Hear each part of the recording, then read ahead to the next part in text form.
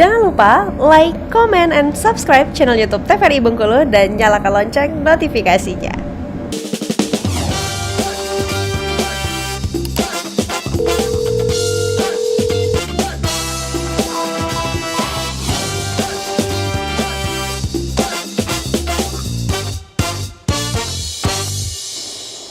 Ya pemirsa, Anda kembali menyaksikan Dokter Kito bersama Kito Sehat, edisi hari ini yang membahas berkenaan dengan penyakit katarak.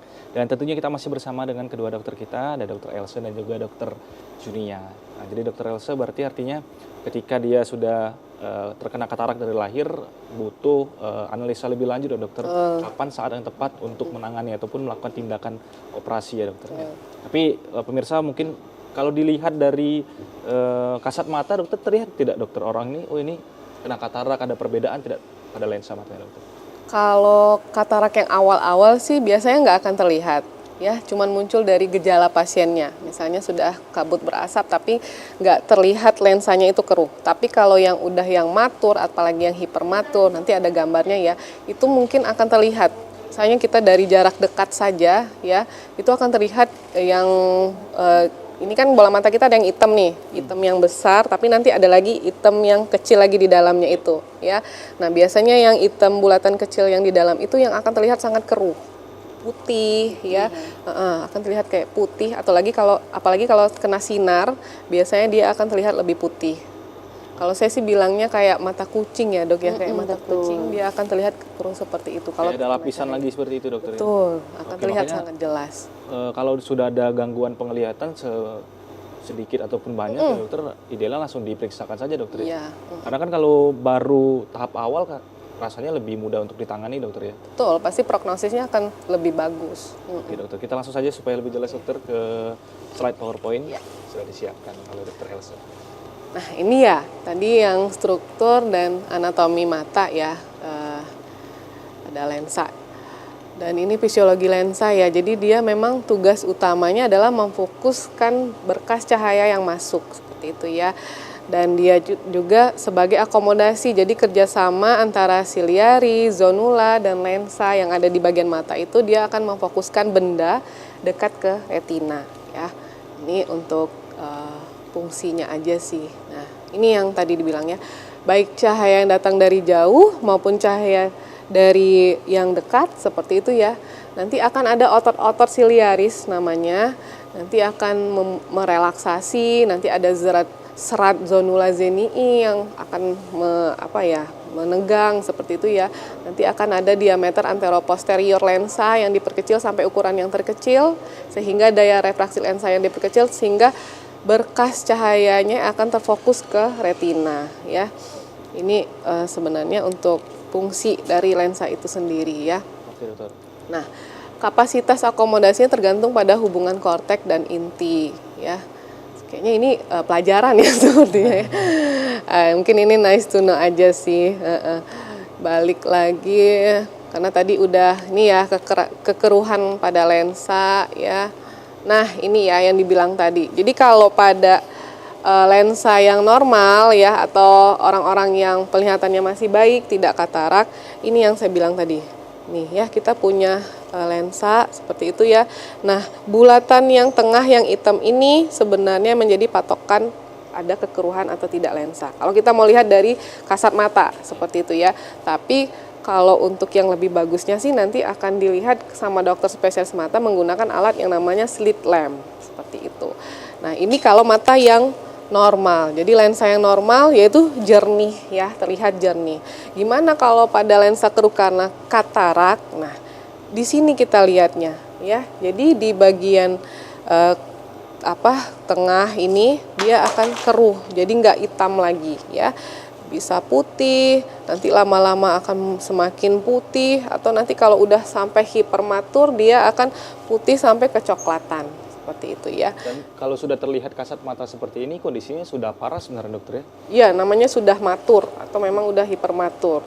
Berarti kekeruhan lensanya udah sangat tebal sebenarnya ya. Kalau yang seperti ini sih memang dia si pasien pun pasti sangat terganggu penglihatannya ya. Ada yang memang udah kayak tertutup penglihatannya, udah gelap seperti itu, nggak kabut lagi seperti itu, udah hitam seperti itu ya. Jadi semakin keruh dia akan semakin putih dan manifestnya penglihatannya pasti akan semakin gelap atau tidak terlihat sama sekali. Itu kalau sudah hypermatur tetap bisa diselamatkan tidak dokter penglihatan? Bisa. Masih tetap bisa? Ya, masih bisa. Tapi jangan sampai kelamaan juga ya, karena itu tadi katarak dia penyebab kebutaan nomor 1. Kalau dibiarkan seperti itu ya. Nah ini ya, ini kurang lebih perbandingan antara mata yang lensanya masih bagus sama lensanya udah keruh ya. Kalau yang masih jernih sih ngelihat pemandangan ini masih jernih ya, masih jernih, masih bagus. Tapi kalau udah orang-orang yang katarak dia melihatnya ini seperti kabur ya. Atau kadang ada juga yang bilang seperti berasap dok, kayak gitu ya.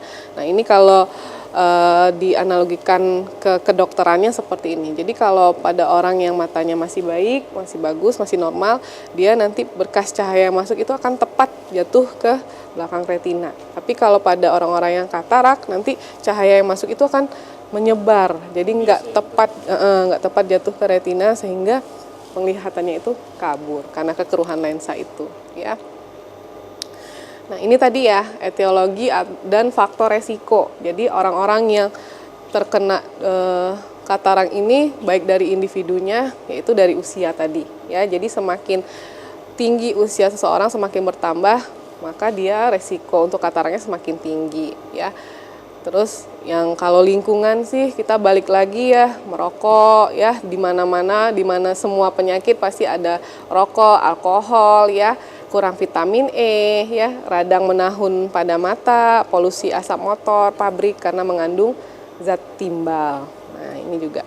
Terus yang tadi katarak traumatik ya atau cedera itu karena pukulan keras, tusukan benda seperti itu, panas yang tinggi, bahan kimia yang merusak lensa ya.